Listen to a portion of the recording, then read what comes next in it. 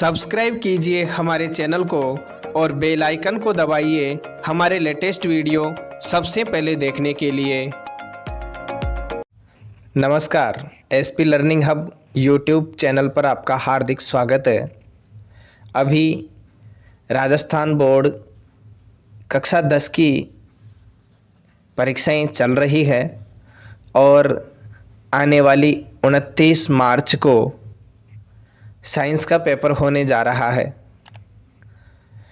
देखिए, ये वीडियो उन स्टूडेंट्स के लिए ख़ास होने वाला है जिन्होंने अपना कंप्लीट सिलेबस पूरी तरह कर लिया है। अगर आपका सिलेबस कंप्लीट नहीं है तो आप इस वीडियो को देखकर कोई लाभ नहीं ले सकते, क्योंकि इस वीडियो में मैं आप लोगों को बताऊंगा कि 10वीं बोर्ड का विज्ञान का जो पेपर है वो देने जाने से पहले आपको कौन कौन से टॉपिक, किस चैप्टर में से कौन सा टॉपिक बहुत अच्छी तरह से पढ़ना है। तो अब आप उसको तैयार कर लें, इतना समय आपके पास है नहीं, क्योंकि एक दिन में कंप्लीट सिलेबस हम किसी भी कंडीशन में नहीं कर सकते। तो अगर आपने सिलेबस कंप्लीट नहीं किया है तो आप इस वीडियो को मत देखिए। अगर आपने 50 से 70% भी सिलेबस कवर किया है ना, तो आप इस वीडियो को अंत तक ज़रूर देखिए। और मेरा विश्वास है कि बोर्ड की परीक्षा देने के बाद में आप खुद कहोगे कि सर आपका जो वीडियो था बहुत अच्छा साबित हुआ। आप लोगों को परीक्षा देने जाने से पहले क्या क्या बातें ध्यान में रखनी है, परीक्षा हॉल में क्या क्या ध्यान रखना है, ये मैंने कक्षा 8 के बोर्ड के विद्यार्थियों के लिए इस नाम से एक वीडियो बना रखा है। उस वीडियो की लिंक इसी वीडियो के डिस्क्रिप्शन में मिल जाएगी, वहाँ से जाके आप देख सकते हैं, क्योंकि एक ही बात को बार बार दोहराने से कोई फ़ायदा नहीं है। आज की क्लास में हम बात करने वाले हैं कि साइंस का जो पेपर है उसमें आप अच्छे से अच्छे अंक कैसे प्राप्त कर सकते हैं, इस बारे में बात करेंगे। तो सबसे पहले तो आपको ये पता होना चाहिए कि हमारी जो 10th की साइंस है वो 3 भागों में डिवाइड है, फिजिक्स, केमिस्ट्री और बायोलॉजी। देखिए, सबसे सिंपल पोर्शन जो होता है ना वो बायोलॉजी का होता है और उसको प्रत्येक स्टूडेंट आसानी से कंप्लीट कर लेता है।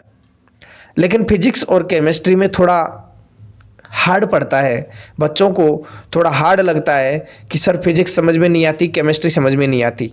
जबकि मेरे स्टूडेंट हैं वो ये कहते हैं, कुछ स्टूडेंट हैं जो मेरे से पढ़ के ये कहते हैं कि सर फिजिक्स वास्तव में बहुत आसान है, बस उसका जो कंसेप्ट है ना वो क्लियर होना चाहिए। अगर कंसेप्ट क्लियर है तो फिजिक्स और केमिस्ट्री भी आपकी मुट्ठी में है।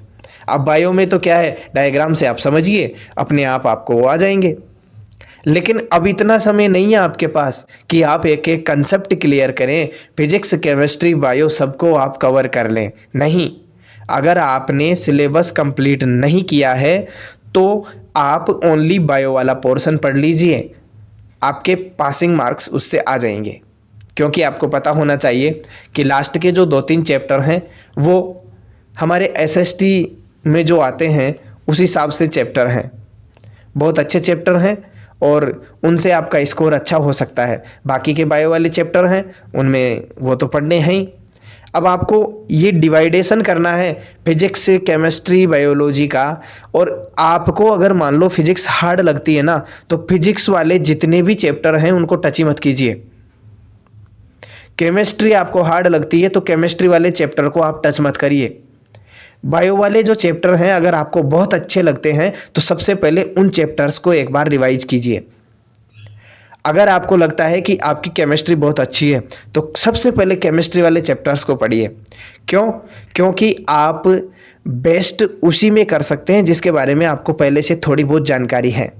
अगर आप नए सिरे से पढ़ना शुरू कर रहे हैं तो मेरी तो राय यही है कि फिजिक्स और केमिस्ट्री अगर आप अब पढ़ना चाहते हैं तो उसको टच मत कीजिए, क्योंकि बायो वाले पोर्शन से आपका कल्याण हो जाएगा। तो अब मैं शुरुआत करता हूं आज की क्लास की और आपको बताऊंगा कि किस चैप्टर में से आपको कौन से क्वेश्चन पढ़ने हैं, कौन से टॉपिक पर ज़्यादा ध्यान देना है और किस किस चैप्टर से पहले क्वेश्चन बने हुए हैं। देखो मैं उन्हीं क्वेश्चनों के बारे में बात करूंगा जिनके इर्द गिर्द पहले क्वेश्चन बने हुए हैं। तो याद रखिए, आपको उन टॉपिक्स को, उन क्वेश्चंस को बहुत अच्छी तरह तैयार करना है। तो चलिए शुरुआत करते हैं आज की क्लास की। वीडियो को लास्ट तक जरूर देखना। तो देखिए, फर्स्ट चैप्टर आपके स्क्रीन पर ये रहा। पहला चैप्टर है रासायनिक अभिक्रियाएं एवं समीकरण।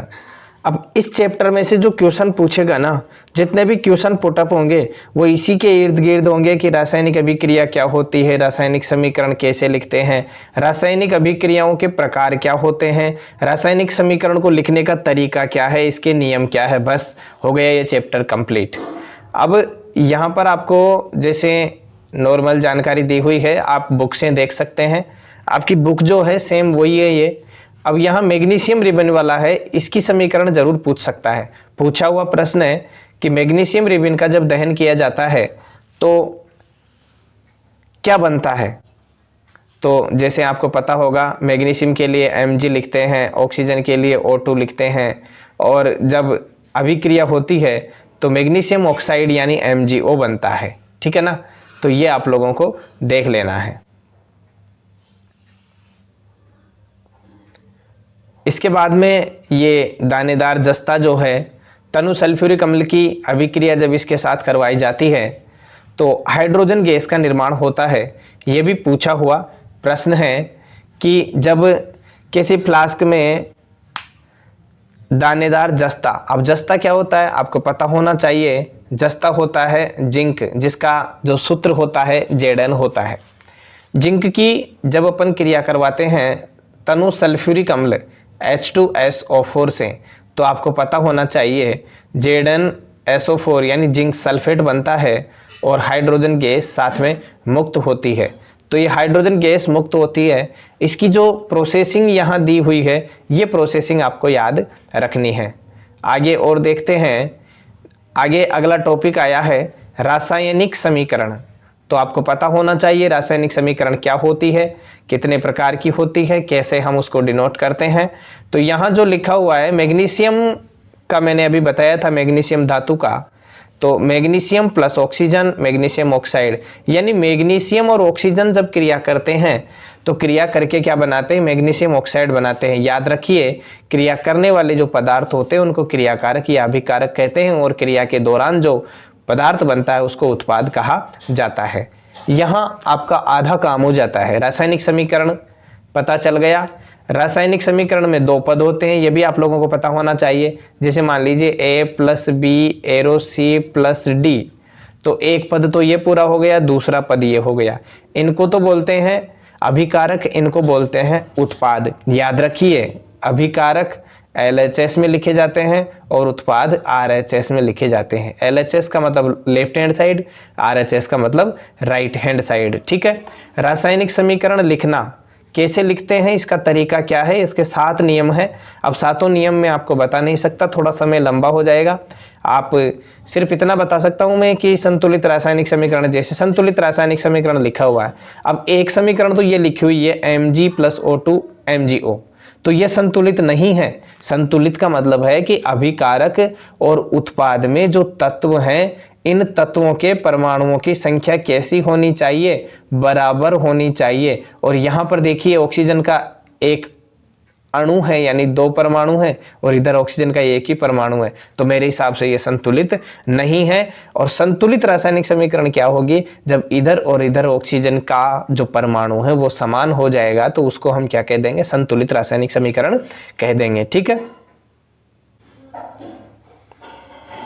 आगे चलते हैं।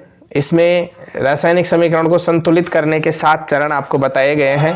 पहला चरण ये रहा, सबसे पहले गोला लगाना है, फिर अभिकारक और उत्पादों में जो परमाणु हैं उन परमाणुओं की संख्या लिखनी है, फिर उनको संतुलित करना है। सबसे पहले उसको संतुलित करना है जिसके परमाणुओं की संख्या अभिकारक या उत्पाद में ज़्यादा होती है। याद रखिए, इस विधि को कहते हैं हिट एंड ट्रायल विधि या हिट एंड ट्रायल मेथड।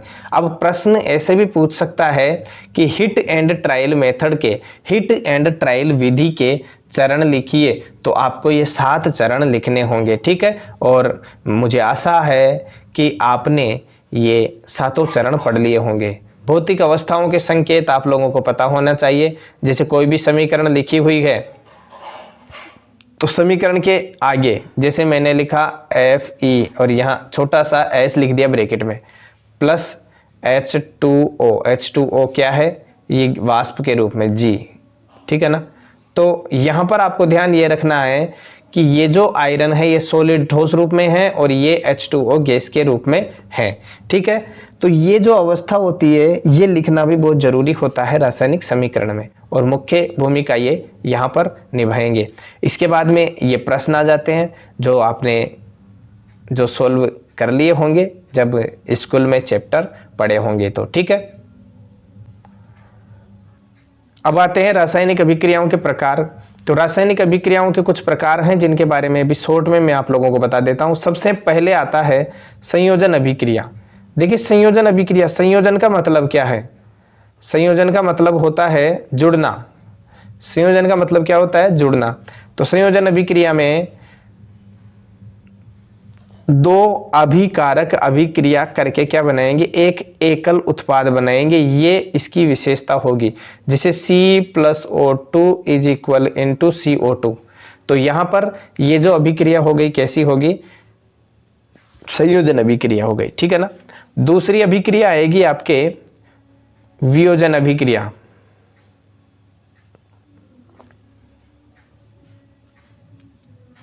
यहां ऊष्माक्षेपी रासायनिक अभिक्रिया भी दी हुई है। ऊष्माक्षेपी और ऊष्माशोषी दोनों में यही बता देता हूं। ऊष्माक्षेपी का मतलब है कि वहां ऊष्मा उत्पन्न होगी, और ऊष्माशोषी का मतलब है कि जैसे A+B ये अभिकारक हैं, अभिक्रिया करके C+D बना रहे हैं। तो यहाँ पर अगर एनर्जी काम आ रही है तो ये ऊष्माशोषी होगी, और यहाँ पर काम नहीं आके यहाँ अगर ये एनर्जी उत्पन्न हो रही है तो ये ऊष्माक्षेपी अभिक्रिया होगी, ठीक है ना। तो ऊष्माशोषी ऊष्माक्षेपी भी आपको समझ में आ गया होगा। चलते हैं आगे। इसमें दूसरी अभिक्रिया है वियोजन अभिक्रिया या अपघटन अभिक्रिया। वियोजन का मतलब होता है वैसे टूटना, और अपघटन का मतलब भी क्या होता है? टूटना। तो वियोजन और अपघटन अभिक्रिया एक ही है। इसमें क्या होगा? जो अभिकारक होंगे, एक अभिकारक क्या होगा? 2 या अधिक उत्पादों में टूट जाएगा। चलो आगे। वियोजन अभिक्रिया सबसे अच्छा उदाहरण इसका है कि चूना पत्थर जो होता है CaCO3, इसको जैसे ही ऊष्मा प्रदान की जाती है ये कैल्शियम ऑक्साइड बनाता है और CO2 गैस यहाँ पर मुक्त हो जाती है। कई बार पूछा हुआ प्रश्न है ये कि CaCO3 यानी चूना पत्थर को जब ऊष्मा प्रदान की जाती है तो कैल्शियम ऑक्साइड में टूट जाता है, CO2 गैस मुक्त होती है। तो यहाँ पर यह पूछा जाता है कि कौन सी गैस मुक्त होती है, ठीक है ना। चलो, ये जल का वैद्युत अपघटन वाला पूछा हुआ है, अच्छा प्रश्न है। जल के वैद्युत अपघटन का नामांकित चित्र बनाइए या सचित्र समझाइए तो आप समझा सकते हैं आसानी से।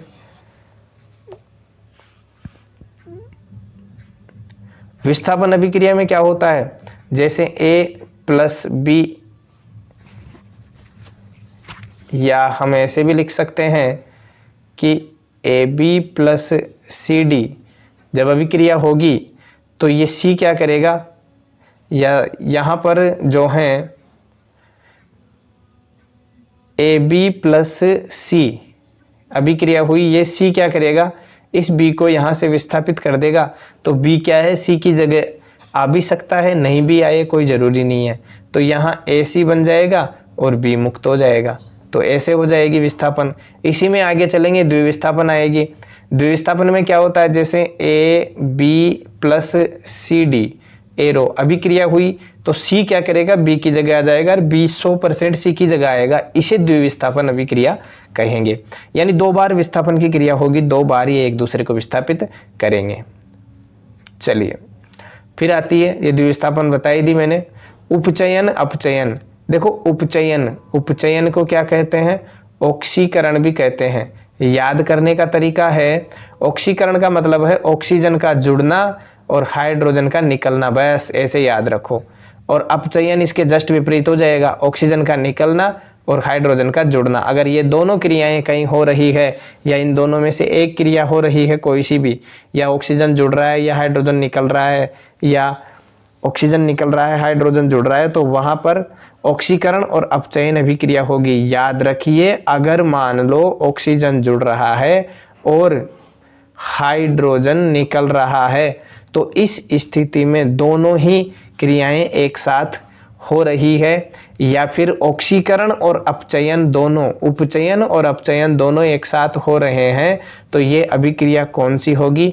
रेडॉक्स अभिक्रिया या उपचयन अपचयन अभिक्रिया भी इसको कहते हैं। ये रहा ये नाम, आप अच्छी तरह इसको याद कर लीजिएगा।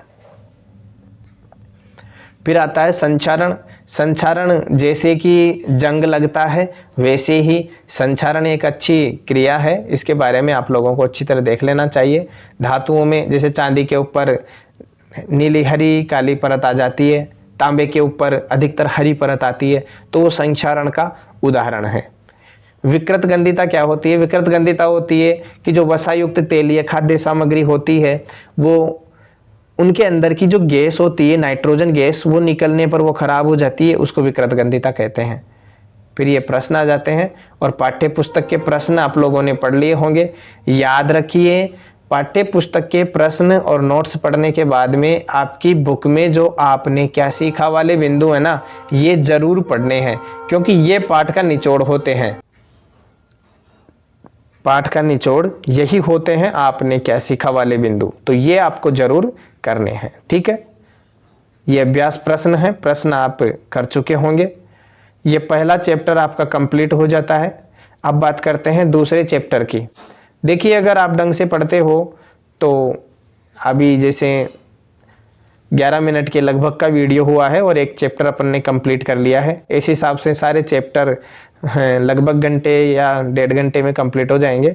तो ये क्लास ज़्यादा लंबी होने वाली है, लेकिन आप लोगों के लिए बहुत अच्छी साबित होने वाली है, ये भी याद रखिएगा। ठीक है ना। दूसरा जो चैप्टर है आपका, चैप्टर का नाम है अम्ल, क्षारक एवं लवण। अम्ल, क्षारक और लवण, इन तीनों के बारे में आपको जानना है, और इनसे रिलेटेड जो क्रियाएं हैं वो भी आप लोगों को पता होनी चाहिए। बस इस चैप्टर में यही है। पीएच स्केल इसमें आता है, तो पीएच स्केल में अधिकतर पूछा जाता है कि पी का मतलब क्या होता है, आपको पता होना चाहिए। पी का मतलब पुषांश होता है, और पुषांश का जो मतलब है वो होता है शक्ति। तो देखते हैं इस चैप्टर की जो मुख्य मुख्य बातें हैं कौन कौन सी है। सबसे पहली बात तो यही है कि अम्ल, क्षार और लवण, अम्ल, क्षारक और लवण की जो नॉर्मल जानकारी है, कैसे होते हैं, कैसे ये कार्य करते हैं, स्वाद में कैसे लगते हैं, दिखने में कैसे होते हैं, ये नॉर्मल जानकारी है। तो ये तो आपको पता होनी चाहिए, क्योंकि पिछली क्लासों में आप ये पढ़ के आ चुके हैं। ठीक है। फिर आती है बात अम्ल क्षारक के रासायनिक गुणधर्म। अम्लों के और क्षारकों के रासायनिक गुणधर्म ये कैसे पता चले आप लोगों को। तो सबसे पहले तो प्रयोगशाला में अम्ल और क्षारक कौन कौन से अम्ल हैं, यहां से कई बार प्रश्न पूछा हुआ है। डायरेक्ट आपको नाम दे देता है हाइड्रोक्लोरिक अम्ल का, तो ये तो नॉर्मल है, देखो सबको आता है, HCl होता है। लेकिन जैसे सल्फ्यूरिक अम्ल नाम दे दिया, अब H2SO4, यानी कि अधिकतर जो है ना, जो अम्ल हो, क्षार हो, लवण हो, कोई भी हो, उसका जो नाम होगा ना, उसका सूत्र उसी से रिलेटेड, यानी आसानी से आप लिख लेंगे। लेकिन जैसे सल्फ्यूरिक अम्ल दे दिया, अब सूत्र बिल्कुल अलग है। हाइड्रोजन सल्फेट अगर इसको बोल दें तो आसानी से लिख सकते हैं इसका। तो ऐसे ही अधिकतर सूत्र हैं। जैसे नाइट्रिक अम्ल है, अब HNO3 आपको याद रखना ही पड़ेगा, कई बार पूछा हुआ है नाइट्रिक अम्ल। एसिटिक अम्ल है sodium hydroxide, calcium hydroxide, potassium hydroxide, magnesium hydroxide, ammonium hydroxide. इनके सूत्र, इनके नमूने आप लोगों को ध्यान में रखने हैं। ठीक है ना। चलो आगे चलते हैं। अब एक प्रश्न होता है छोटा सा, गंधीय सूचक। तो देखिए, कुछ ऐसे पदार्थ होते हैं जिनकी गंध अम्लीय माध्यम में बदल जाती है, और इन्हें क्या कहते हैं? गंधीय सूचक कहते हैं। गंध परिवर्तित हो जाती है तो उनको गंधीय सूचक कह देते हैं, बस। अब अम्ल जो है धातु अम्ल एवं क्षारक धातु के साथ क्रिया करते हैं तो क्या होता है, ये आप लोगों को यहाँ देखना है। ये बहुत अच्छा प्रैक्टिकल है, बहुत अच्छी तरह मैंने इसको क्लास में बताया है बच्चों को। ये जो है कि दानेदार जिंक के टुकड़े के साथ तनु सल्फ्यूरिक अम्ल की अभिक्रिया एवं ज्वलन द्वारा हाइड्रोजन गैस की जांच, यानी हाइड्रोजन गैस जब यहाँ निकलती है, इस परख नली में क्रिया होती है। परख नली से जब हाइड्रोजन गैस निकलती हुई यहाँ प्रवाह नली से इस पानी से निकलती है बुलबुले के साथ, तो जैसे ही मोमबत्ती ले जाते हैं, फट सी जैसे चिंगारी सी उत्पन्न होती है, फट की ध्वनि आती है। बहुत अच्छा प्रैक्टिकल है ये, और ये कई बार पूछा हुआ प्रश्न है। आगे देखते हैं, धातु कार्बोनेट तथा धातु हाइड्रोजन कार्बोनेट के साथ कैसे अभिक्रिया करते हैं। धातु कार्बोनेट तथा धातु हाइड्रोजन कार्बोनेट अम्ल के साथ कैसे अभिक्रिया करते हैं। तो अम्लों की क्रिया वाला जो ये समीकरण है, ये भी अच्छा दिया हुआ है, यहाँ पर प्रैक्टिकल दिया हुआ है। कैल्शियम हाइड्रोक्साइड में से कार्बन डाइऑक्साइड गैस गुजारना। अब यहाँ से जैसे देखो ये दे देता है कि उपरोक्त क्रियाकलाप में होने वाली अभिक्रियाओं को इस प्रकार लिखा जाता है। यहाँ तो लिख रखा है, लेकिन इसमें से एक प्रश्न ऐसे भी पूछ लेता है कि जैसे सोडियम कार्बोनेट की HCl से क्रिया करवा दिया, NaCl की जगह खाली छोड़ दिया, डॉट डॉट डॉट करके दे दिया, और H2 और CO2 लिख दिया। अब आपसे कहता है कि निम्न अभिक्रियाओं को पूर्ण कीजिए। ऐसे ही इसमें से भी जैसे मान लो CO2 को गायब कर दिया और NaHCO3 HCl NaCl H2O बना दिया, CO2 की जगह डॉट डॉट डॉट कर दिया। अब यहाँ पर आपको कहेगा कि निम्न अभिक्रियाओं को पूर्ण कीजिए। एक एक नंबर के आपके ये 2 क्वेश्चन आ जाएंगे, 2 नंबर के। याद रखिए ये 2 नंबर मेरे हिसाब से बिल्कुल फ्री के हैं, अगर आपकी थोड़ी सी भी प्रैक्टिस है तो, ठीक है ना। चलते हैं आगे। अम्ल एवं क्षारक परस्पर कैसे क्रिया करते हैं, आपको पता होना चाहिए। अम्ल और क्षारक जब क्रिया करते हैं तो अभिक्रिया होती है उदासीनीकरण की, और याद रखिए उदासीनीकरण अभिक्रिया का प्रश्न हर बार कैसे भी करके पूछ लिया जाता है, ठीक है ना। उदाहरण देके पूछ लिया, जैसे मान लो NaOH HCl NaCl H2O किस प्रकार की अभिक्रिया है, तो आपको पता होना चाहिए उदासीनीकरण की अभिक्रिया। अम्लों के साथ धात्विक ऑक्साइड की क्रिया अम्लों से करवानी है तो कैसे होती है, क्या बनेगा, ये सब आपको ध्यान रखना है। जैसे देखिए धात्विक ऑक्साइड अम्ल से क्रिया करेंगे तो लवण और जल बनता है। क्षारक के साथ धात्विक ऑक्साइड क्रिया करते हैं तो क्या बनाएंगे, ये भी आपको पता होना चाहिए।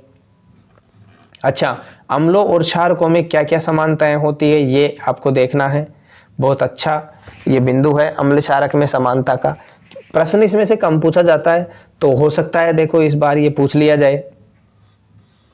याद रखिए जल में जो अम्ल का विलयन होता है ना, वो विद्युत का चालन करता है। ये यहाँ पर ये जो एक्सपेरिमेंट आप लोगों के सामने बताया गया है, इससे स्पष्ट होता है। चलो, जलीय विलयन में अम्लीय क्षारक का क्या होता है। जलीय विलयन जो होता है उसमें अम्लीय क्षारक क्या जलीय विलयन में इसका चालन होता है। अम्ल एवं क्षारक कैसे क्रिया करते हैं, ये आप लोगों को बताना है, ये आप लोगों को पढ़ना है।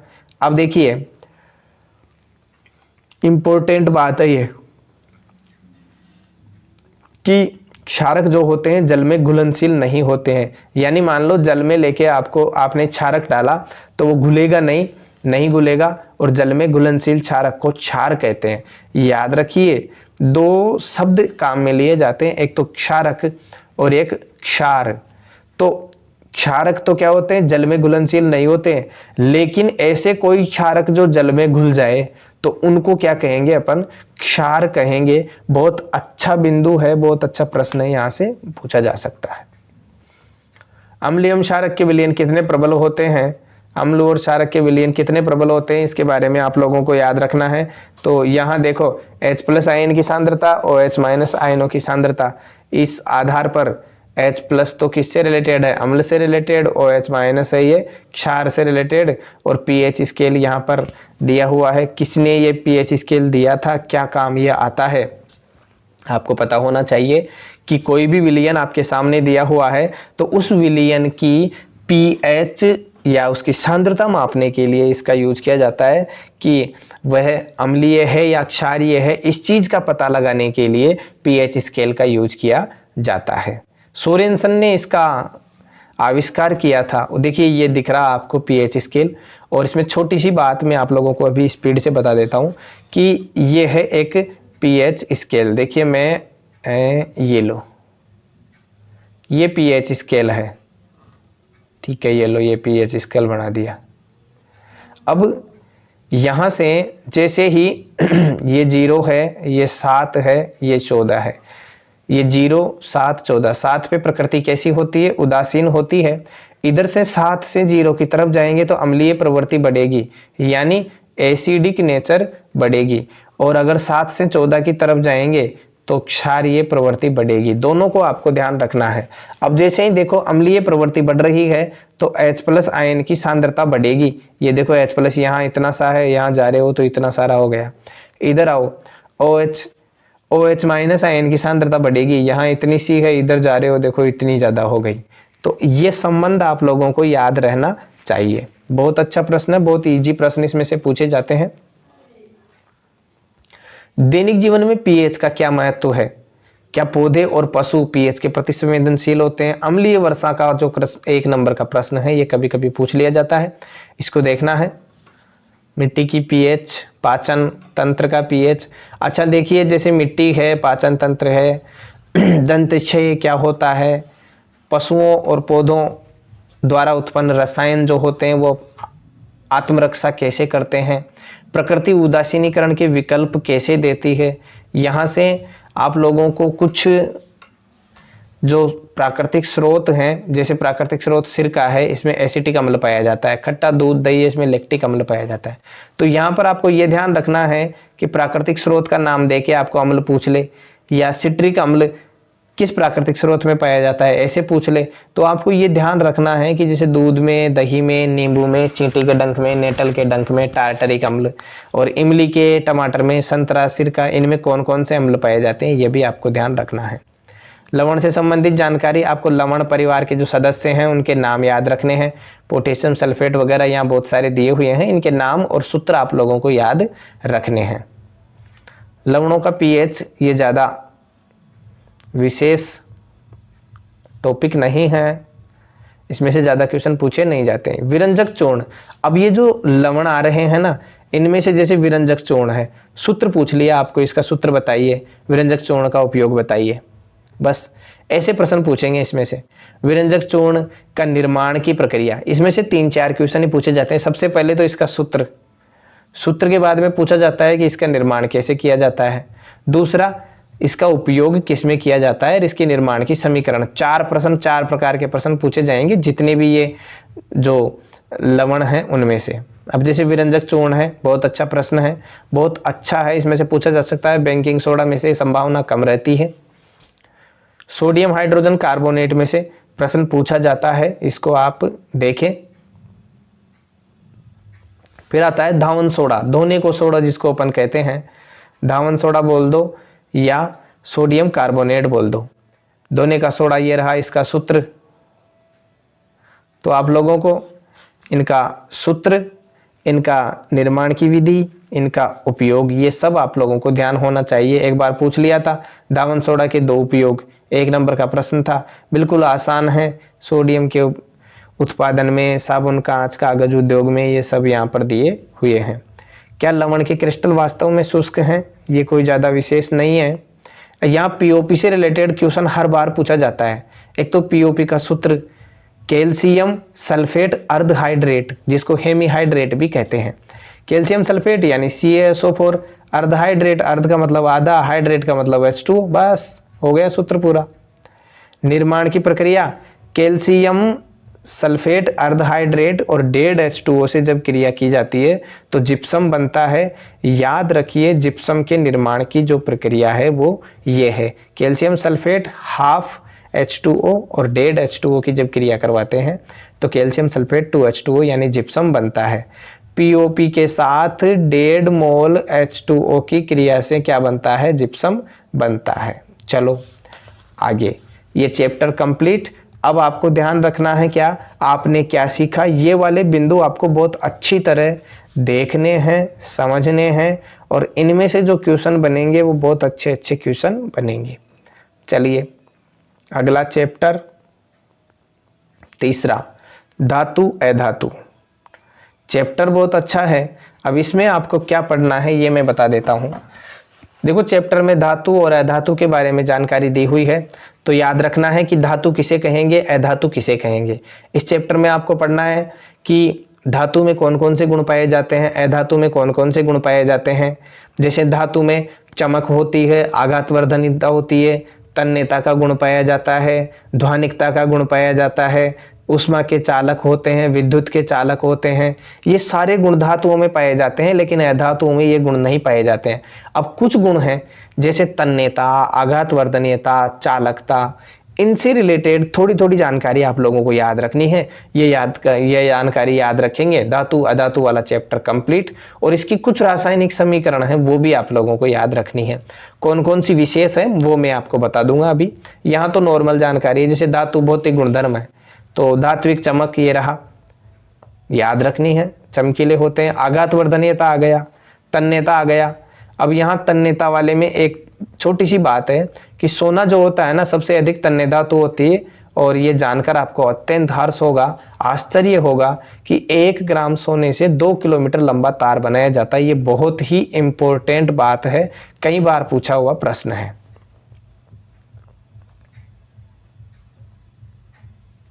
ये धातु ऊष्मा के सुचालक हैं, ये आप ऐसे करके देख सकते हैं। अच्छा, इसको और आसान समझाऊं मैं आपको। धातु ऊष्मा के सुचालक होते हैं, क्या करेंगे आप, एक लोहे की राड लेंगे और उसको स्टैंड पर लगा देंगे और एक मोमबत्ती लेके 1, 2 और 3 मोम के बिंदु टिपका दो। आप नीचे बर्नर चालू कर दो और जैसे यहाँ बर्नर को रखा अपन ने, तो यहाँ से गर्म होता हुआ इधर आएगा, ये बिंदु नीचे गिर जाएगा, फिर थोड़ी देर बाद ये गिर जाएगा, थोड़ी देर बाद ये गिर जाएगा। इससे स्पष्ट होता है कि जो धातु होते हैं ऊष्मा के सुचालक होते हैं या ऊष्मा का प्रवाह इनमें होता है। बस। फिर आते हैं अधातु। याद रखना, ध्वनिकता, जो सोनोरस जिसको अपन कह रहे हैं, ये गुण भी इनमें पाया जाता है। अधातुओं में ये सारे गुण होते नहीं है। फिर धातुओं के रासायनिक गुणधर्म आते हैं कि धातुओं का जैसे वायु में दहन करते हैं तो क्या होता है, आपको पता होना चाहिए। धातु का जब वायु में दहन करते हैं तो धातु का ऑक्साइड बनता है। जैसे मैग्नीशियम वाला पहले चैप्टर में मैंने आप लोगों को बता दिया था। और यहाँ पर कुछ विशेष अभिक्रियाएं दी हुई है, धातु ऑक्सीजन धातु ऑक्साइड, जैसे कॉपर O2 CuO। अब यहाँ जो कॉपर है ना, वो कॉपर सेकंड ऑक्साइड, मतलब कॉपर क्या है, +2 ऑक्सीकरण अवस्था में है। एल्यूमिनियम ऑक्सीजन, एल्यूमिनियम ऑक्साइड यहाँ पर बन रहा है। ठीक है, चलो। अच्छा, उभयधर्मी ऑक्साइड, एक तो ये, इसके उदाहरण याद रखने हैं आपको कि उभयधर्मी ऑक्साइड कौन कौन से हैं, है ना। और आगे कुछ विशेष ज़्यादा नहीं है इसमें। ये एनोडीकरण से प्रश्न पूछ लेता है, एनोडीकरण क्या है। तो एनोडीकरण की परिभाषा आप लोगों को देखनी है। जब धातु जल के साथ अभिक्रिया करती है तो ये बहुत कम प्रश्न पूछा जाता है।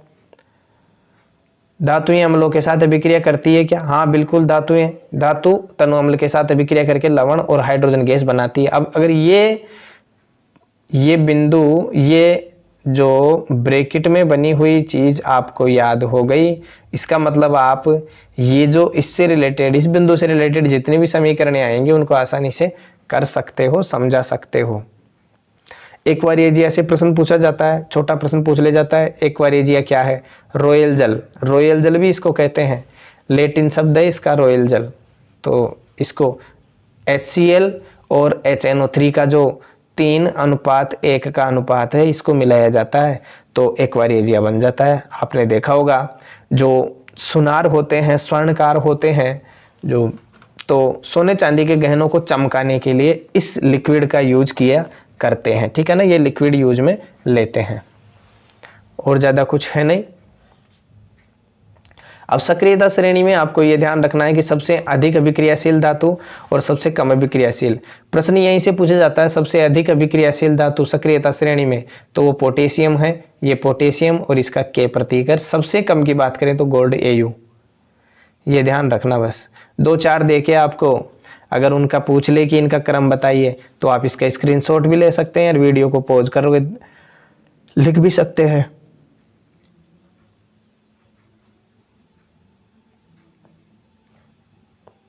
आगे इसके प्रश्न आ गए। फिर आता है धातु अधातु कैसे अभिक्रिया करती है। आपको पता होना चाहिए, जब धातु अधातु क्रियाएं करती है तो क्या बनते हैं, पढ़ा होगा आप लोगों ने। धातु अधातु क्रिया करके देखो, जैसे कोई भी धातु ले लिए, मान लीजिए जैसे मैग्नीशियम ही ले लिया और अधातु ले लिए ऑक्सीजन, तो क्या बनेंगे, धातु का ऑक्साइड बन जाता है मैग्नीशियम की क्रिया से। तो धातुएं और अधातुएं कैसे क्रिया करती है, यह भी आप लोगों को पता होना चाहिए। आगे यहाँ कुछ तत्व दिए हुए हैं, तत्वों के प्रकार दिए हुए हैं, उनकी परमाणु संख्या दी हुई है और कोष में इलेक्ट्रॉनों की संख्या दी हुई है। तो ये भी आप लोगों को याद रखने हैं। आगे चलो, सोडियम क्लोराइड जो है इसका निर्माण कैसे हुआ, ये मैं आप लोगों को बता देता हूँ, क्योंकि ये पूछा जा सकता है, अच्छा प्रश्न है। जैसे देखिए सोडियम, अब सोडियम का परमाणु क्रमांक कितना, 11, 2 8 1। अब सोडियम आयन बना लिया आपने, धन आयन, तो मतलब एक इलेक्ट्रॉन निकाल दिया आपने, तो 2 8 रह गया। अब ऐसे ही ये तो बन गया सोडियम धनायन। क्लोरीन का ऋण आयन कैसे बनता है, Cl का परमाणु क्रमांक 17 और 17 का 2 8 7 इलेक्ट्रॉनिक विन्यास हो गया। यहाँ एक इलेक्ट्रॉन अगर अपन जोड़ते हैं तो Cl माइनस हो जाता है, 2 8 8। यानी सोडियम ने जो एक इलेक्ट्रॉन त्यागा, इस एक इलेक्ट्रॉन को क्या करता है, क्लोरीन ले लेता है। तो यहाँ नीचे दिखा गया है, देखो Na पे बिंदु और Cl पे ये आ जाता है, ये बिंदु यहाँ आते ही क्या बन जाता है, इनके बीच में बंध बन जाता है और सोडियम क्लोराइड का निर्माण हो जाता है। तो ऐसे ही मैग्नीशियम और Cl2 MgCl2 जब बनता है तो वो कैसे बनता है, 2 मैग्नीशियम के जो इलेक्ट्रॉन हैं वो यहाँ पर त्यागे जाते हैं, क्योंकि अंतिम इलेक्ट्रॉन जो है यहाँ पर देख रहे हैं आप कि अंतिम इलेक्ट्रॉन में, अंतिम कक्षा में कितने इलेक्ट्रॉन हैं मैग्नीशियम के पास, 2 इलेक्ट्रॉन हैं, तो 2 इलेक्ट्रॉनों को त्यागता है तो Mg+2 यहाँ पर आ जाता है। चलिए, आयनिक यौगिकों के गुणधर्म आप पढ़ सकते हैं, अच्छा प्रश्न यहाँ से पूछा जा सकता है। धातुओं की प्राप्ति, और यहाँ पर जो मुख्य बात है वो है धातुओं का निष्कर्षण और अयस्क खनिज तीनों। अयस्क की परिभाषा पूछ लेता है, अयस्क क्या है, अयस्कों का निष्कर्षण कैसे किया जाता है, ये आपको देखना है। ये अयस्क से धातु निष्कर्षण में प्रयुक्त चरण कौन कौन से हैं, इसको आपको देखना है। अयस्कों का समृद्धिकरण सक्रियता श्रेणी में, इसको छोड़िए, यहां से कोई ज्यादा विशेष नहीं है। पूछ लेता है थर्मिट अभिक्रिया क्या है, तो थर्मिट अभिक्रिया आप लोगों के सामने ये रही कि आयरन ऑक्साइड की जब एल्यूमिनियम से क्रिया कराई जाती है तो आयरन बनता है लिक्विड रूप में और एल्यूमिनियम ऑक्साइड बनता है, यही थर्मिट अभिक्रिया है। बस धातुओं का परिष्करण, विद्युत अपघटनी जो है इसमें एनोड पंख बनता है, विद्युत अपघटनी परिष्करण, ये बहुत अच्छा है, इसको आप पढ़िए, पूछा जा सकता है इसमें से प्रश्न। संचारण में नॉर्मल जो जंग लगता है उसको संचारण कहते हैं, तो इसमें ज़्यादा विशेष कोई बात नहीं है, आपको सब पता है। संचारण से सुरक्षा के लिए आप क्या करते हैं, पेंट करते हैं, और इस प्रक्रिया को क्या करते हैं, पेंट करना कहते हैं। जंग लगने से इसको बचाते हैं। यसद लेपन भी जो है वो भी क्या है, संचारण से सुरक्षा का एक उपाय है। सबसे शुद्ध सोना जो होता है 24 कैरेट सोना होता है, आपको पता होना चाहिए। ये प्रश्न आ जाते हैं, आपने क्या सीखा वाले बिंदु आप अच्छी तरह पढ़े। इसके बाद में इन प्रश्नों में से मुख्य प्रश्न जो है उनको देख लें। अगला प्रश्न चैप्टर जो है वो है कार्बन एवं उसके यौगिक। तो इस चैप्टर में देखो कार्बन की परमाणु संरचना जो है वो देखनी है, और कार्बन से संबंधित जितने भी यौगिक हैं उनकी संरचना कैसे बनती है ये आप लोगों को पता होना चाहिए। देखो जैसे कार्बन है, अब आपको पता होना चाहिए कि कार्बन की जो संयोजकता होती है वो 4 होती है, यानी अन्य 4 परमाणुओं से ये जुड़ा हुआ होता है। Carbon carbon single bond, carbon carbon double bond, carbon carbon triple bond जो होता है, इन तीनों स्थितियों के नाम आपको पता होना चाहिए। ये एन, ये इन, ये आइन। यहाँ पर क्या होते हैं, जैसे मेथेन, तो इनमें अनुलग्न शब्द जो जुड़ता है, सिंगल बॉन्ड के लिए एन, डबल बॉन्ड के लिए इन, ट्रिपल बॉन्ड के लिए आइन, ये जुड़ते हैं। ये आप लोगों को अच्छी तरह पता होने चाहिए। अब इसमें कुछ प्रतिस्थापित समूहों के नाम और उनके सूत्र दिए हुए हैं, तो वो सूत्र अगर आपको याद है तो बहुत अच्छा परफॉर्मेंस आप कर सकते हैं। यहाँ कुछ यौगिकों के गलनांक क्वथनांक दिए हुए हैं, जैसे एसिटिक एसिड का है 290 गलनांक, 391 क्वथनांक, क्लोरोफॉर्म का 209 334, एथेनॉल एथिल एल्कोहल जिसको अपन कहते हैं 156 351, और मेथेन का 90 111। ये आप देख सकते हैं, अच्छा यहाँ रहेगा। देखो H2O कैसे बनता है, अब H2O मैं बता देता हूँ कैसे बनता है कि हाइड्रोजन जो होता है, हाइड्रोजन और हाइड्रोजन H2, हाइड्रोजन अणु कैसे बनता है ना, परमाणु से। आपको पता होना चाहिए हाइड्रोजन के पास में एक इलेक्ट्रॉन, इस हाइड्रोजन के पास में भी एक इलेक्ट्रॉन। ये क्या करता है, जैसे ये हाइड्रोजन है, ये इस हाइड्रोजन के साथ और ये हाइड्रोजन इस हाइड्रोजन के इलेक्ट्रॉन के साथ ऐसे, और ये दोनों फिर जुड़ के क्या करते हैं, बंध बना लेते हैं, तो यहां पर H2 बनता है ऐसे। ठीक है, बहुत सिंपल है ये संरचना। O2 अणु की ऐसे ही दी हुई है। ऑक्सीजन में डबल बॉन्ड कैसे बनता है, और नाइट्रोजन में ट्रिपल बॉन्ड। नाइट्रोजन वाला मैं बता देता हूं। देखिए नाइट्रोजन की अंतिम कक्षा में परमाणु क्रमांक कितना है, 7। पहली कक्षा में 2, दूसरी में कितने बचेंगे, 5। अब ये 5 इलेक्ट्रॉन है, तो 2 इलेक्ट्रॉन तो इधर आ गए, ये 3 क्या रहते हैं, मुक्त अवस्था में रहते हैं। अब जैसे ये नाइट्रोजन, एक नाइट्रोजन ये, दूसरा नाइट्रोजन ये, 1 2 1 2 और ये 3, 1 2 1 2 और ये 3। अब ये क्या करते हैं, जैसे ये अष्टक पूर्ण हो गया इसका और ये अष्टक पूर्ण हो गया इसका, तो यहां पर क्या बनता है, ट्रिपल बॉन्ड बन जाता है। ऐसे बना है ये ट्रिपल बॉन्ड, ये आपको पता होना चाहिए। ठीक है ना, सहभागी इलेक्ट्रॉन कहलाते हैं ये। सहसंयोजी आबंध इनमें बनता है। कार्बन के अपर रूपों के नाम आपको याद रखना है, नाम से ही पूछा जाता है। ग्रेफाइट, हीरा, फुलरिन, बकमिंस्टर, फुलरिन जो संरचना है C60, ये आपको देखना है। कार्बन की सर्वतोमुखी प्रकृति, संतृप्त असंतृप्त और कुछ नहीं है। संतृप्त असंतृप्त इनकी डिटेल आप लोगों को पता होनी चाहिए। श्रृंखलाएं, शाखाएं, वलय, ये आपको याद रखना है। ये सारणी आपको याद करनी ही पड़ेगी। अब इसमें देखो, जैसे मेथेन है CH4, कार्बन 1, कार्बन 2, ये कार्बन की संख्या है 1 2 3 4 5 6। अगर कार्बन मान लो 1 है तो मेथेन, मतलब मेथ जो है पूर्व लग्न लगेगा, मेथेन बनेगा। 2 पे एथेन, 3 पे प्रोपेन, ब्यूटेन, पेंटेन, हेक्सेन, और ये इसकी संरचना है, आपने देखी होगी। ये कार्यात्मक समूह, प्रकार्यात्मक समूह, इनके प्रकार्यात्मक समूह के फॉर्मूले, जैसे alcohol OH, aldehyde CHO, ketone C double bond O, carboxylic अम्ल COOH। तो ये आपको याद रखने हैं ना, और कुछ नहीं है। कार्बन यौगिकों के नाम की पद्धति, पूर्व लग्न अनुलग्न कैसे लगाते हैं, जैसे यहाँ पर हेलोजन के लिए पूर्व लग्न क्लोरो, फ्लोरो, ब्रोमो। अब Cl लिखा हुआ था क्लोरो, F लिखा हुआ था फ्लोरो, Br लिखा हुआ तो ब्रोमो, I लिखा हुआ था आयोडो। ये कैसे लगाएंगे, ये भी आप लोगों को पता होना चाहिए। कार्बनिक यौगिकों के रासायनिक गुणधर्म, जैसे दहन होता है, ये अच्छे प्रश्न है। ऑक्सीकरण वाली जो है और संकलन अभिक्रिया दोनों अच्छी तरह से पढ़े आप। प्रतिस्थापन अभिक्रिया ये पढ़ा हुआ है। यहां से प्रश्न बनता है एथेनॉल के गुणधर्म। एथेनॉल के गुणधर्म, एथेनॉल कैसे बनता है और इसके गुणधर्म क्या है, ये भी आप लोगों को देखना पड़ेगा। बहुत अच्छा प्रश्न यहां से बनता है। एथेनॉल की अभिक्रियाएं, किस किस के साथ अभिक्रिया होती है, एथेनॉल के अन्य गुणधर्म, यहाँ ये एथेनोइक अम्ल की अभिक्रियाएं, ये अच्छा प्रश्न है, यहां से पूछा हुआ है। एस्टरीकरण जो है इसके बारे में पूछा हुआ है, एस्टरीकरण क्या होता है, तो इसको थोड़ा सा आप देख लीजिए।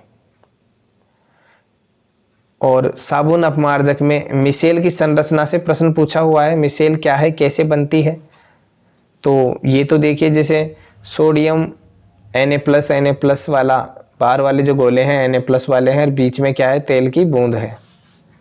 तो मिसेल से क्या होती है, गंदगी हटती है। गंदगी हटने का प्रक्रम क्या है, वो देखो। मिसेल जलरागी और जलविरागी 2 प्रकार के सिरे इसमें बनते हैं, तब जाके यहाँ से क्या हटती है, गंदगी कपड़ों से हटती है। तो इस पूरे बिंदु को आप अच्छी तरह पढ़ें। फिर मुख्य बिंदु आ जाते हैं, आपने क्या सीखा, और इसके बाद में अभ्यास प्रश्न आ जाते हैं। इस प्रकार ये चैप्टर जो कंप्लीट हो जाता है। 5वां चैप्टर है आपका, अच्छा चैप्टर है, तत्वों का आवर्त वर्गीकरण। इसमें आवर्त सारणी की जानकारी आ जाती है, यानी केमिस्ट्री आपकी जो है वो यहाँ पर बहुत अच्छी केमिस्ट्री है, अगर आपको आवर्त सारणी अच्छी याद हो जाती है तो।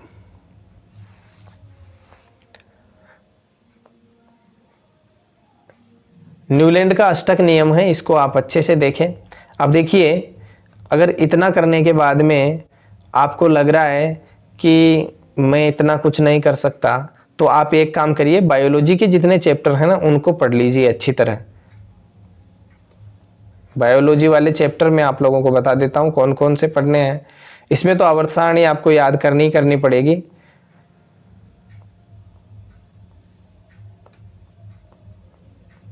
जैसे छठा चैप्टर है, देखो जैव प्रक्रम, बहुत अच्छा चैप्टर है, बायोलॉजी वाला चैप्टर है। आप इसको कम समय में तैयार कर सकते हैं, आसानी से तैयार कर सकते हैं। सबसे पहली बात तो जैव प्रक्रम क्या है ये परिभाषा याद कर लो, अच्छा प्रश्न यहाँ से बनता है। फिर आपको कुछ क्रियाएं जो होती है हमारे शरीर में उनके बारे में जानकारी होनी चाहिए। जैसे श्वसन की क्रिया कैसे होती है, कौन से अंग इसके लिए प्रभावी होते हैं, कौन से अंग काम आते हैं, उत्सर्जन क्या होता है, पोषण क्या होता है, पोषण किस किस टाइप का होता है, सजीव अपना पोषण कैसे करते हैं, एंजाइम किस प्रकार पोषण जो है उसमें लाभदायक होते हैं, और स्वपोषी पोषण सबसे पहले देखते हैं। स्वपोषी याद रखना, स्वपोषी पोषण किन में होता है, पादपों में होता है। और पादपों में जो पत्ती की संरचना है वो यहाँ पर आपको दी हुई है।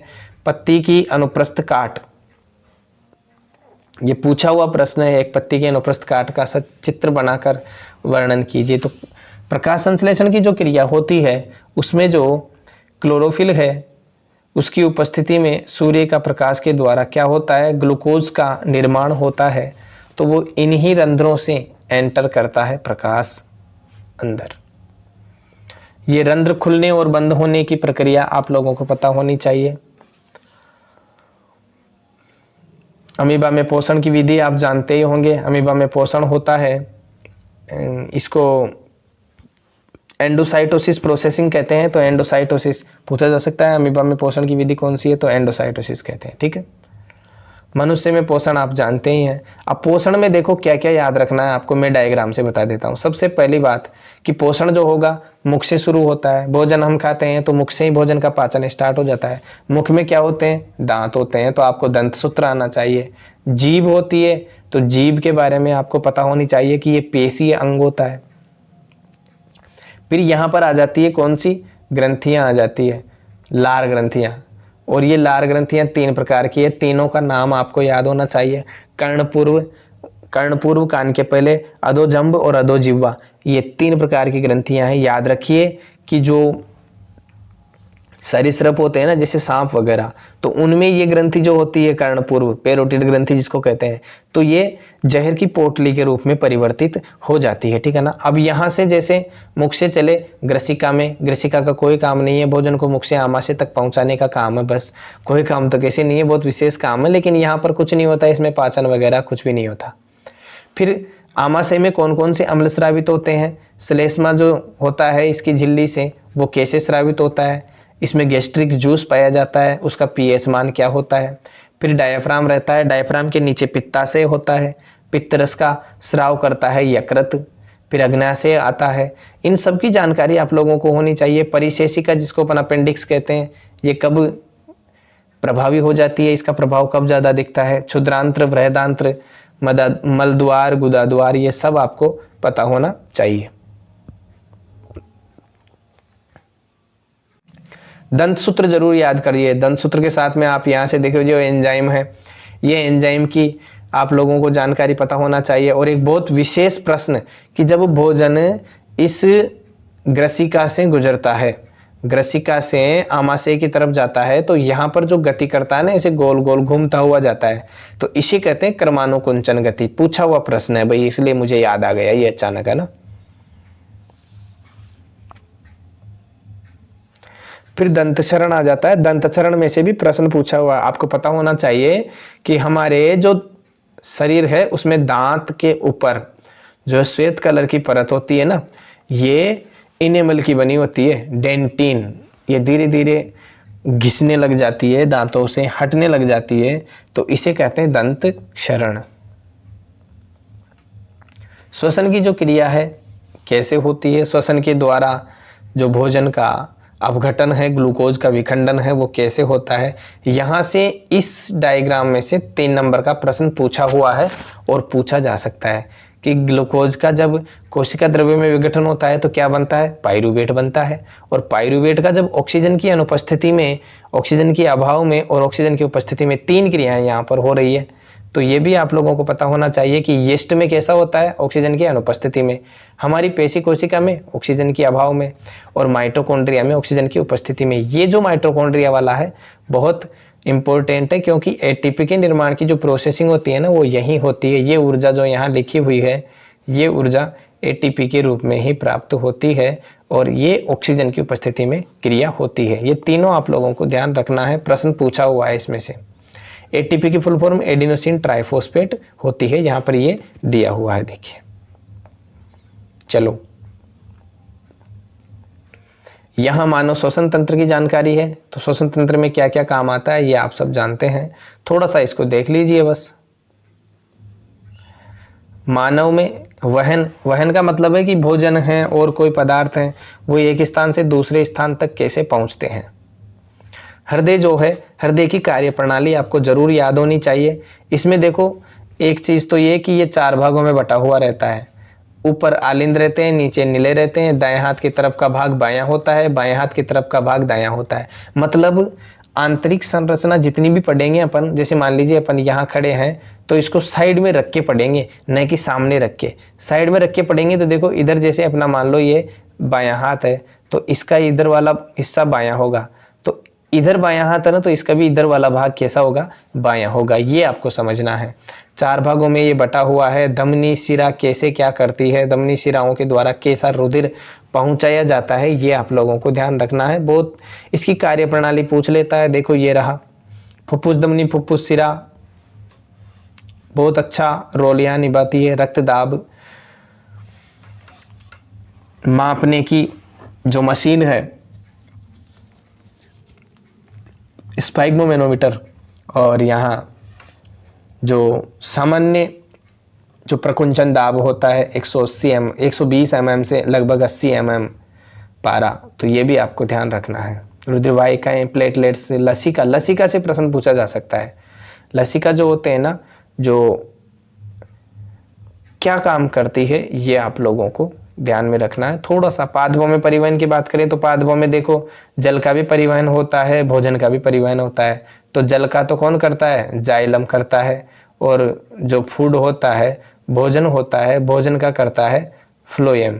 तो याद रखिए जैसे जल जैसे जाइलम, जल खनिज इनका पोषण करता है जाइलम और भोजन का फ्लोएम। आगे फिर उत्सर्जन आता है। तो मानव में उत्सर्जन के लिए उत्सर्जी अंग पाए जाते हैं। मुख्य किडनी जो होती है वो ब्लड का फिल्ट्रेशन करती है ब्लड को, और ब्लड को फिल्टर करके क्या करती है, ये ब्लड में से मूत्र को अलग करती है। और मूत्र जो है मूत्र वाहिनियों के द्वारा कहाँ पहुंच जाता है, मूत्राशय में पहुंच जाता है, वहां से उसको बाहर निकाल दिया जाता है।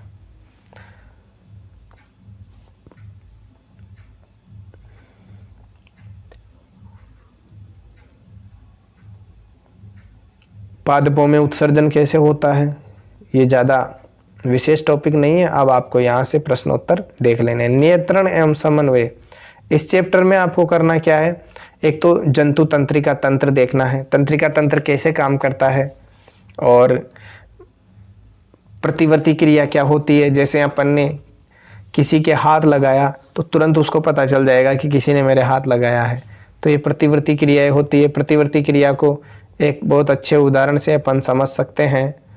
और यहाँ मानव मस्तिष्क की भी आपको जानकारी होनी चाहिए। मानव मस्तिष्क का चित्र है, पूछा जा सकता है मानव मस्तिष्क के बारे में, कितने भाग इसके होते हैं। और याद रखिए जो छोटा प्रश्न होता है हाइपोथैलेमस से अधिकतर बनता है, क्योंकि हाइपोथैलेमस एक ऐसा अंग है जो बहुत सारे कार्य करता है।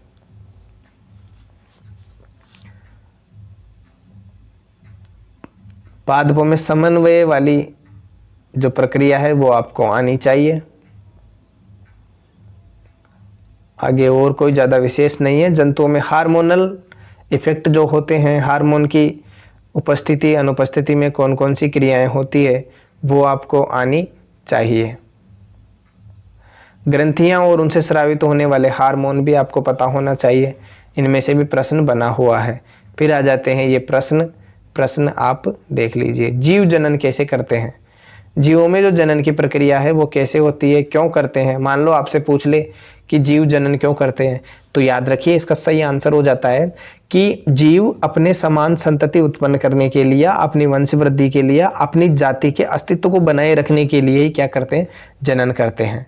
अब क्या जीव पूर्णतः अपनी प्रतिकृति का सर्जन करते हैं? हाँ बिल्कुल, उसके लिए डीएनए इसमें जो निहित है वो होता है डीऑक्सीराइबो न्यूक्लिक एसिड, इसकी फुल फॉर्म होती है। आरएनए की राइबो न्यूक्लिक एसिड होती है।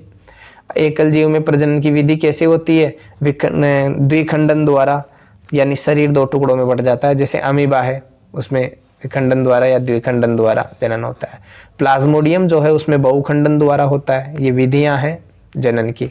पुनरुद्भवन की बात करें, पुनर्जनन की बात करें, तो ये किसमें होता है? प्लेन एरिया में पाया जाता है। एक ही प्लेन एरिया 3 भागों में बट जाता है। जैसे मान लीजिए ये प्लेन एरिया है, ये एक भाग यहाँ से कट, एक यहाँ से कट, इससे नया जीव बनेगा, बीच वाले से नया जीव बन जाएगा, इससे नया जीव बन जाएगा। तो एक ही प्लेन एरिया से 3 प्लेन एरिया बन गए, इसे कहते हैं पुनरुद्भवन। क्या मनुष्य में पुनरुद्भवन की प्रक्रिया पाई जाती है क्या? नहीं पाई जाती। अगर मान लीजिए मनुष्य में पुनरुद्भवन की प्रक्रिया पाई जाती ना, तो देखो जैसे अंगुली कट गई, 8-10 दिन बाद में फिर से अंगुली जैसे कट गई, छोटी हो गई, फिर से इतनी बड़ी हो जाती। जादूगरी। मुकुलन, हाइड्रा में मुकुलन के द्वारा छोटी सी कलिका बनती है। जैसे देखो यहाँ बन रही है ये कलिका, और ये मुकुल बड़ा हो जाता है, फिर इससे नया हाइड्रा बन जाता है। तो ये हाइड्रा में मुकुलन द्वारा जनन होता है। कायिक प्रवर्धन में क्या होता है? जैसे कोई पौधा है, उसके कायिक भाग से आपने ब्रायोफिलम पत्थर चट्टा नाम सुना होगा। पत्थर चट्टा की पत्ती जैसे नमी वाले स्थान पर पहुंच जाती है, तो इसकी जो धारियां होती है ना, ये कट, इन कट पे जैसे ये नमी में रहती है तो नीचे की तरफ तो क्या बन जाती है? जड़ें बन जाती है, और ऊपर की तरफ पत्तियां बन जाती है, इससे फिर नया पौधा बन जाता है। ये मेन मुख्य पत्ती जो होती है वो सड़ के नष्ट हो जाती है। बहुत सारे देखो इस पे पौधे आपको दिखाई दे रहे हैं छोटे छोटे। उत्तक संवर्धन, ये केलस वाली स्थिति है। उत्तक संवर्धन के लिए जो पोषक माध्यम होता है, कृत्रिम पोषक माध्यम, वो बहुत जरूरी होता है। उसी की वजह से पोषण होता है।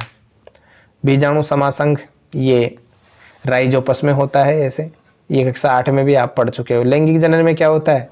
नर और मादा युग्मकों के संलयन की प्रक्रिया होती है। उनमें जो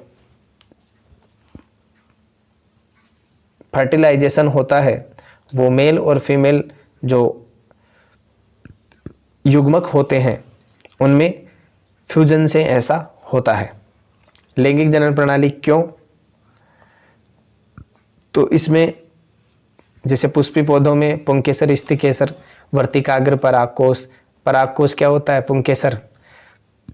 वर्तिकाग्र क्या होता है? स्त्रीकेसर। तो यहाँ पर इसमें परागकोश में तो परागकण होते हैं जो नर युग्मक होते हैं। वर्तिकाग्र में अंडाशय होता है, ये मादा युग्मक होते हैं। तो इनमें अगर मान लो जैसे नर और मादा युग्मक एक ही पुष्प में पाए जाते हैं तो उभयलिंगी, और मान लीजिए एक पुष्प में परागकोशी है, दूसरे में वर्तिका है, तो ये एक लिंगी हो जाएंगे। एक लिंगी के उदाहरण पपीता, तरबूज है। उभयलिंगी के गुड़हल, सरसों। तो ये आपको याद रखना है, यहां से प्रश्न पूछा जाता है। परागकोश से परागकणों का वर्तिकाग्र तक पहुंचना और इनमें फर्टिलाइजेशन की क्रिया होना, ये क्या कहलाता है? परागण कहलाता है। अब परागण स्वपरागण, परपरागण होता है। तो यहाँ से परागण की परिभाषा पूछी जा सकती है। वर्तिकाग्र पर परागकणों का अंकुरण कैसे होता है, ये पूछा जा सकता है। मानव में लैंगिक जनन, अब मानव में लैंगिक जनन की क्रिया जो है वो लगभग आपने पढ़ ली अच्छी तरह, लेकिन यहाँ जो संलयन की प्रक्रिया है या लिंग निर्धारण की प्रक्रिया है वो पूछी जाती है। नरजनन तंत्र में ये चित्र आप लोगों को दिया हुआ है मानव नरजनन तंत्र का। तो इसको जैसे देखिए यहाँ पर मूत्रा से होता है, इसमें मूत्र एकत्रित रहता है, मूत्रवाहिनी ये ऊपर से आ रही है, मूत्र नलिका जिसको कह रहे हैं। यहाँ पर प्रोस्टेट ग्रंथि होती है, प्रोस्टेट ये मूत्रा से है। शिश्न होता है, शिश्न के मध्य भाग में नलिनुमा मूत्र मार्ग होता है, जिससे मूत्रा से अगर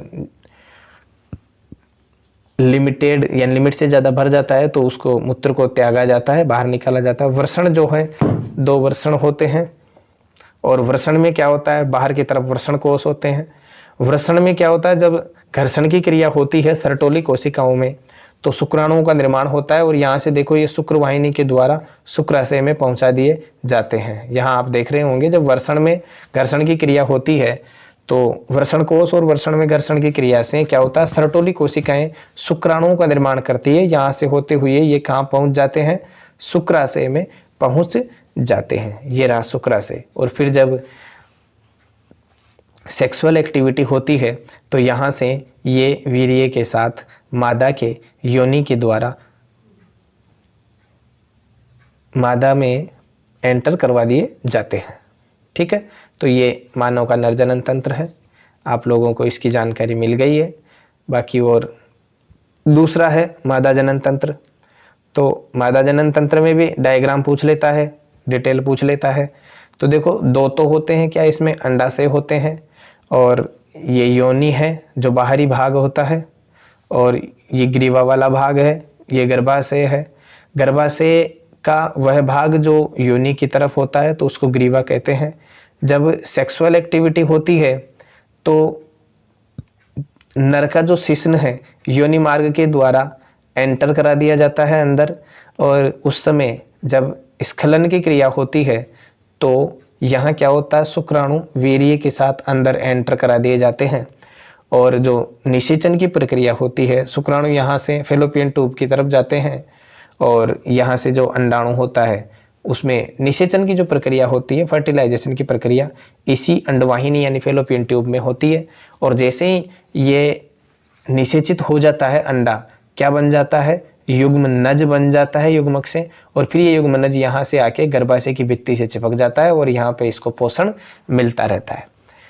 और जब परिपक्व होता है, लगभग 9 माह का समय यहाँ गुजारने के बाद में जो न्यूबॉर्न बेबी होता है, शिशु, योनि मार्ग से होता हुआ शरीर से बाहर निकाल दिया जाता है। ये क्रिया कहलाती है प्रसव। तो प्रसव के दौरान शिशु है गर्भाशय से योनि मार्ग से होता हुआ बाहर निकल जाता है। तो ये होती है इसमें मादा जनन तंत्र की प्रक्रिया, गर्भाशय वगैरह ये सब जो है आपको इनकी थोड़ी डिटेल देखनी है। जनन स्वास्थ्य ज़्यादा विशेषकर नहीं है इसमें कुछ भी। अब प्रश्न आ जाते हैं, आपने क्या सीखा, और ये प्रश्न कर लीजिए आप।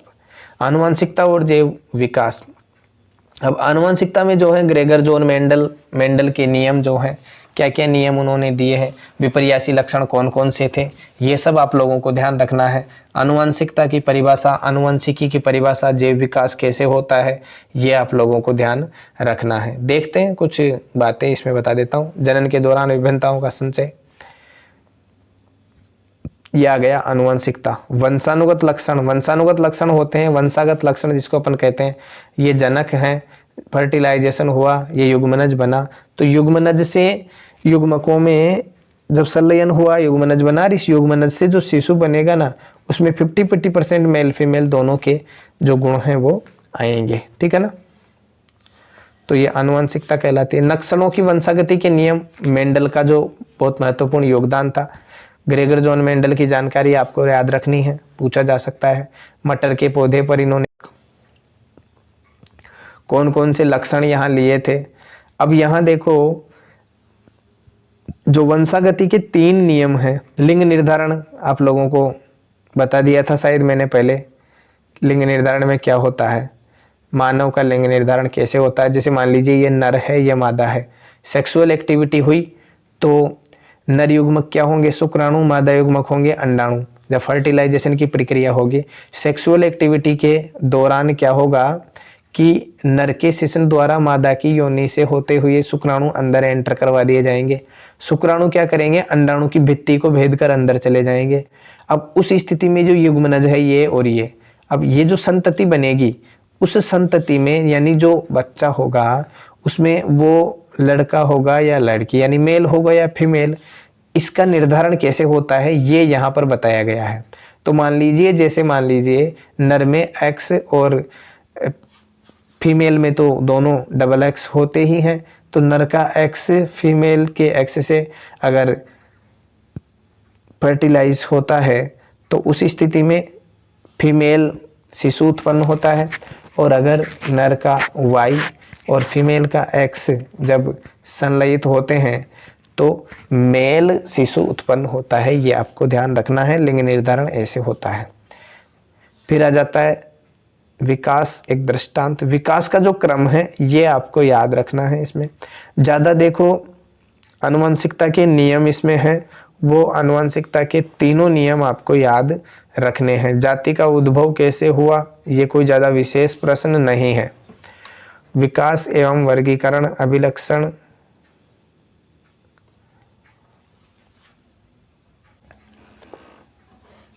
यहाँ पर एक प्रश्न बनता है समजात और समवर्ती अंगों में से। अच्छा प्रश्न है, दोनों में अंतर भी पूछ लेता है, तो ये अंतर आप जरूर देखिए। जीवाश्म से कोई विशेष प्रश्न, जीवाश्म की कहानी वैसे पूछता नहीं है, फिर भी वैसे विकास के चरण ये आपको ध्यान रखने हैं। विकास के चरण इस चैप्टर में से, जैसे जंगली गोभी का विकास जो है वो कैसे हुआ, ये आपको ध्यान रखना है।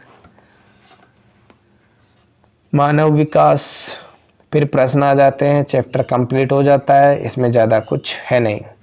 10वां प्रश्न है प्रकाश का परावर्तन अपवर्तन। अब ये चैप्टर क्या है, फिजिक्स का चैप्टर है, थोड़ा हार्ड पड़ता है, आपको आए नहीं आए, लेकिन अगर आप प्रकाश का परावर्तन और अपवर्तन दोनों घटनाएं भी पढ़ लेते हैं ना, तो मैं विश्वास दिलाता हूँ कि 40% चैप्टर आपका ये क्लियर हो जाएगा। क्योंकि क्वेश्चन जो पूछा जाता है ना, अधिकतर प्रकाश के परावर्तन और अपवर्तन से रिलेटेड ही पूछा जाता है। तो परावर्तन और अपवर्तन को आप थोड़ा सा पढ़ लें, परावर्तन पढ़ लें, परावर्तन के नियम पढ़ लें। दर्पण अगर आपको समझ में आता है तो पढ़िए, नहीं तो अब आपके पास समय नहीं है कि दर्पणों की जो संरचनाएं यहाँ बन रही है वो आप पढ़ सको। हाँ, उत्तल और अवतल दर्पण में अंतर जरूर देख लीजिएगा, और अभिसारी और अपसारी जो उत्तल अवतल का दूसरा नाम है ये याद रख लीजिए। दर्पण सूत्र आप लोगों को याद रखना है, रख सकते हैं 1/v + 1/u = 1/f, ये दर्पण सूत्र होता है। आप यहाँ से इसको याद कर सकते हैं। कुछ न्यूमेरिकल्स भी यहाँ पर दिए हुए हैं, तो न्यूमेरिकल बहुत इजी हैं अगर दर्पण सूत्र आपको याद रखना है। प्रकाश का अपवर्तन, अपवर्तन से क्या होता है, अपवर्तन के उदाहरण देके प्रश्न पूछ लेता है। कांच से आयताकार स्लेब, इसमें क्या होता है, जैसे ये चित्र दे दिया, अब इसमें पूछ ले यहाँ हो रहा है अपवर्तन या परावर्तन, तो अपवर्तन हो रहा है, क्योंकि माध्यम अलग अलग यहाँ हो रहे हैं। अपवर्तनांक की परिभाषा पूछ लेता है। कुछ स्थितियों में जैसे अपवर्तनांक ज्ञात करने का सूत्र पूछ लेता है, तो सूत्र भी आप लोगों को पता होना चाहिए। कुछ माध्यम हैं, द्रव्यात्मक माध्यम, जिनके अपवर्तनांक फिक्स हैं, तो ये भी आप लोगों को यहाँ से देखने हैं। ठीक है ना, ये पूरे सारणी आप लोगों को ऐसे के ऐसे देखनी है। गोली लेंसों का अपवर्तन, इसमें थोड़ा सा टाइम इन्वेस्ट करना पड़ेगा, तो मेरे हिसाब से आपको इसको नहीं देखना चाहिए अब, क्योंकि अब समय नहीं है। लेंस सूत्र आप देख लीजिए, छोटा प्रश्न 1 नंबर का बन जाता है कि लेंस सूत्र क्या है। तो वहां पर देखो अपन ने 1/u, दर्पण सूत्र में 1/v + 1/u = 1/f ये पढ़ा था। यहाँ पर कुछ नहीं है, 1/v - 1/u 1/f ये पढ़ा है। बस इतना सा ध्यान रखना है, और इसी पे आधारित एक न्यूमेरिकल पूछा जाता है 100%।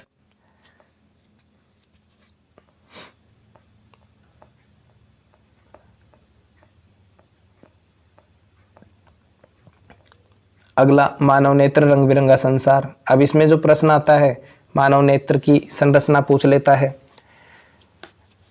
जो कॉर्निया होता है उससे रिलेटेड प्रश्न पूछ लेता है, ये संरचना रही, चित्र पूछ लेता है।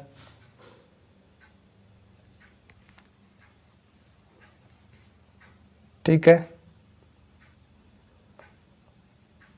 समंजन क्षमता ज़्यादा कुछ नहीं है। दृष्टि दोष से प्रश्न 100% पूछता है। तो अब देखिए यहाँ दृष्टि दोष मैं बता देता हूँ आपको। एक तो होता है निकट दृष्टि दोष, एक होता है दूर दृष्टि दोष। जैसे मान लीजिए यहाँ ये कोई वस्तु रखी हुई है, अब चलो ऐसे समझ लीजिए कि मान लीजिए जैसे निकट दृष्टि दोष है तो उसमें निकट की वस्तु सही दिखेगी, ये आप याद रखो। और दूर दृष्टि दोष है तो उसमें दूर की वस्तु सही दिखेगी, ये याद रख लो बस। निकट दृष्टि दोष और दूर दृष्टि दोष आपके समझ में आ जाएंगे। अब देखो निकट की वस्तु को देखना है तो उसके लिए आप किस लेंस का उपयोग करेंगे, उत्तल लेंस का उपयोग करेंगे। उत्तल लेंस से आप देखेंगे। और दूर की वस्तु को आप दूरदृष्टि दोष को दूर करना है तो उसके लिए आप अवतल लेंस का यूज करेंगे। बस इतना पूछा जाता है। दृष्टि दोष और उनका निवारण, इस हिसाब से प्रश्न इसमें पूछे जाते हैं। जैसे दरादृष्टि, दूरदृष्टिता है। प्रिज्म से जब अपवर्तन होता है तो वहाँ 7 रंग बेनी आहे पिनाला इसका क्रम होता है। विबग्योर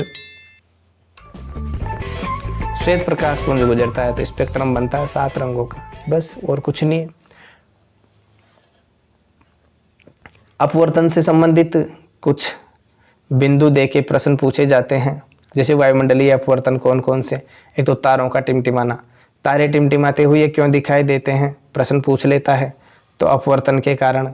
दूसरा दे रखा है कि सूर्योदय और सूर्यास्त, यानी अग्रिम सूर्योदय विलंबित सूर्यास्त, मतलब सूर्योदय से पहले सूर्य दिख जाता है, सूर्यास्त के बाद भी सूर्य दिखाई देता है, तो इसका कारण क्या है, वही अपवर्तन है, वायुमंडलीय अपवर्तन।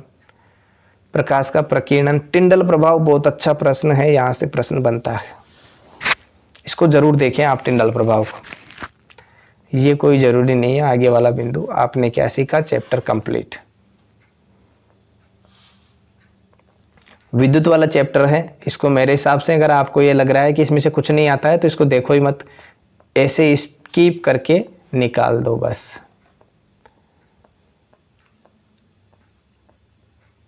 बिल्कुल नहीं देखना इसको।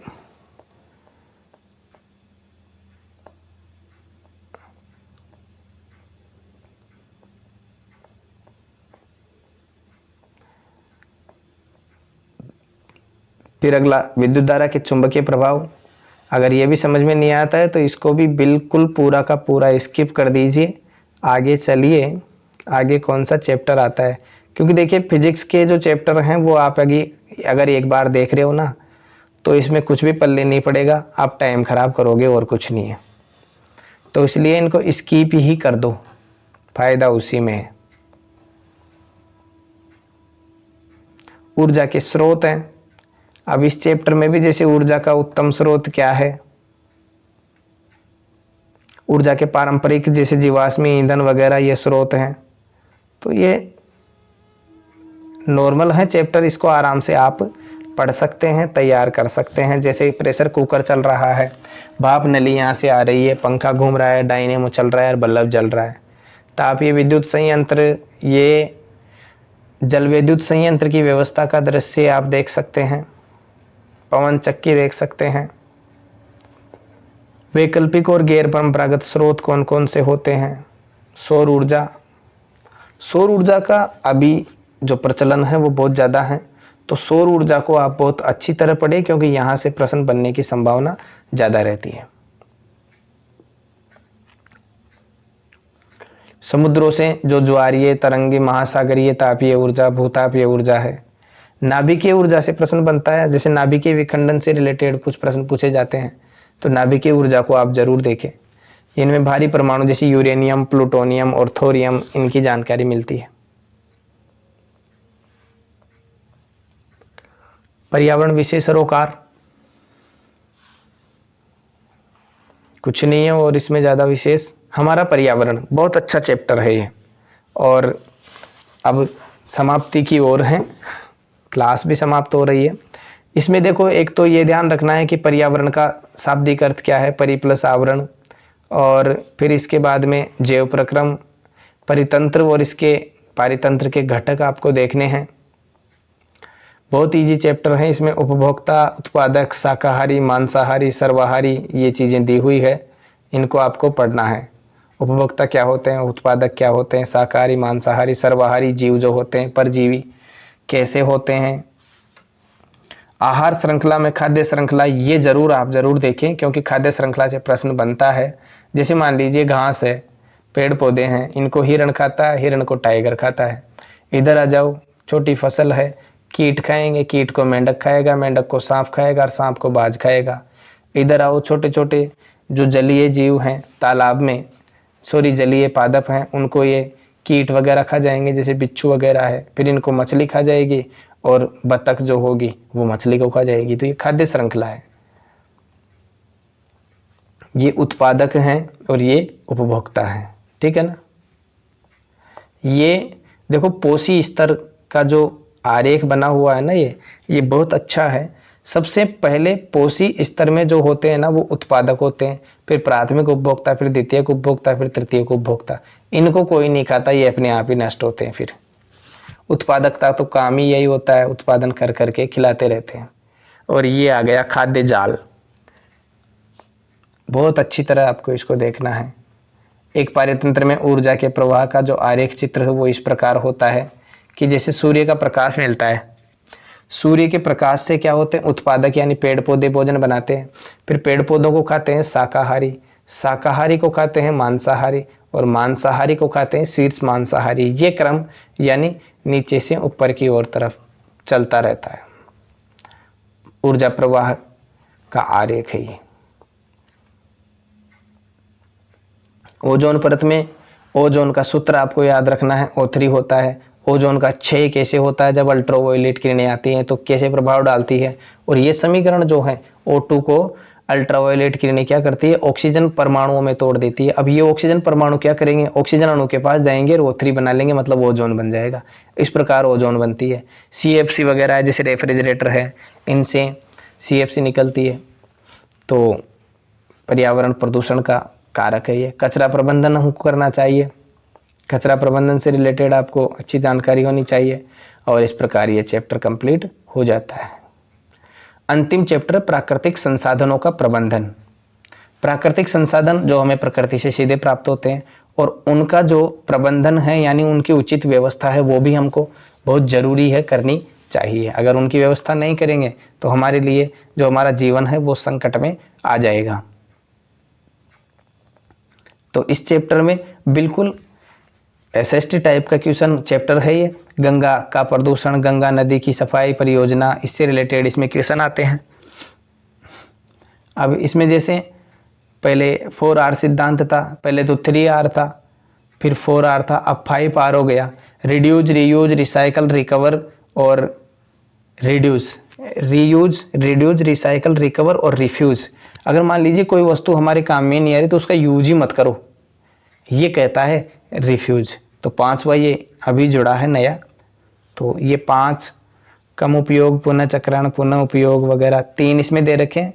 अगर 8वीं कक्षा की आपके पास बुक है तो उसमें आप देख सकते हैं आसानी से। 5R सिद्धांत हो गया है, कुल मिला के ये है। वन और वन्य जीवन, स्टेक होल्डर जो दावेदार होते हैं ना, यहाँ से प्रश्न पूछा हुआ है, बहुत इंपॉर्टेंट प्रश्न है कि स्टेक होल्डर क्या है। अब आप सोचोगे स्टेक होल्डर ये तो इंग्लिश का प्रश्न आ गया, नहीं ये इंग्लिश का नहीं है, ये इसी साइंस में ही है। तो स्टेक होल्डर को जरूर आप देखें।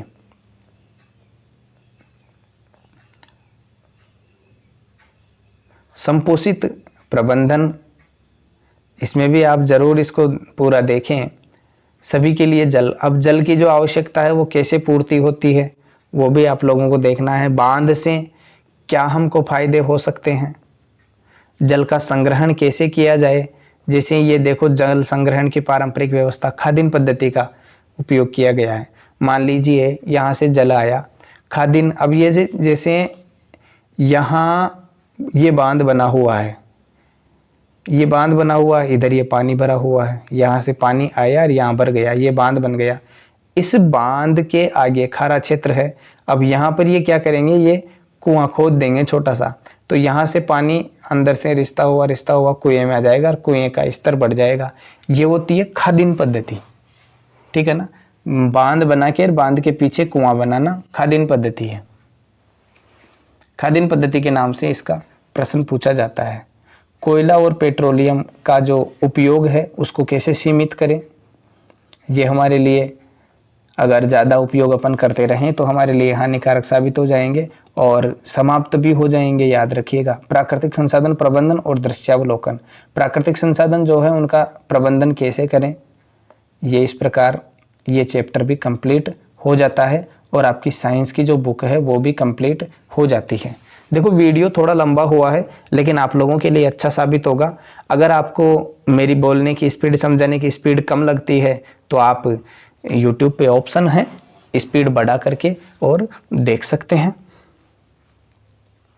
वीडियो को लास्ट तक आपने देखा उसके लिए आप सभी का बहुत बहुत धन्यवाद। अगर वीडियो अच्छा लगता है तो वीडियो को लाइक करो और चैनल को सब्सक्राइब कर दो, ताकि जैसे ही नेक्स्ट वीडियो अपलोड होता है तो उसकी सूचना आप तक आसानी से पहुंच जाए। चैनल को सब्सक्राइब करके बेल आइकन को भी दबा देना, ताकि जैसे ही नेक्स्ट वीडियो अपलोड होता है तो उसकी सूचना आप तक आसानी से पहुंच जाए। मिलते हैं नेक्स्ट क्लास में, तब तक के लिए धन्यवाद। जय श्री राम, राधे राधे।